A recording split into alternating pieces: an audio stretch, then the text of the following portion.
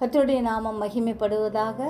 இந்த புதிய நாளுக்காய் கர்த்தரை நன்றியோடு ஸ்தோத்திரிக்கிறேன். இந்த புதிய நாளின் தியானத்துக்காய் எடுத்துக்கொண்ட வசனம் கலாத்தியர் 6வது அதிகாரம் 9வது வசனம். நன்மை செய்கிறதில் சோர்ந்து போகாமல் இருப்போமாக. நாம் தளர்ந்து போகாதிருந்தால் ஏற்ற காலத்தில் அறுப்போம்.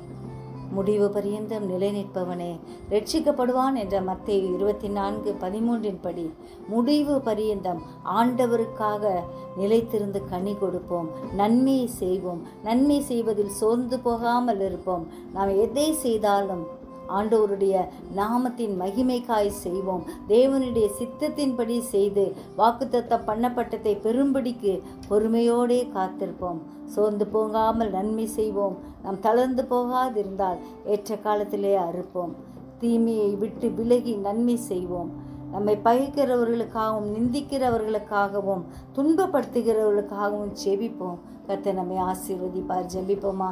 ஜீவிக்கிறதா நல்ல இயேசுவே, நன்மை செய்வதில் ஒரு நாளும் சோர்ந்து போகாமல் ஆண்டவரே எங்களால் முடிந்த வரை நன்மை செய்ய எங்களுக்கு வேண்டிய கிருபையை அதிகப்படுத்தும்படியாய் ஜெபிக்கிறோம் ஐயா. எந்த சூழ்நிலையிலும் ஆண்டவரே நாங்கள் தளர்ந்து போகாமல் இருக்க கிருபை தாரும். ஏற்ற காலத்தில் அறுப்போம் என்ற விசுவாசத்தோடு உண்மையே நோக்கி பார்க்க கிருபை தாங்க அப்பா.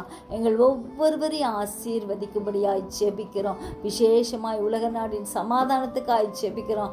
ஆண்டவர் தாமே கிருபையாய் இறங்கி அதிசயங்களை செய்யும்படியாய் கெஞ்சுகிறோம். எங்கள் கண்கள் அற்புதங்களை காண கிருபை செய்யும். சீக்கிரம் சமாதானத்தை கர்த்தர் உண்டு பண்ணும்படியாய் கெஞ்சுகிறோம் ஐயா.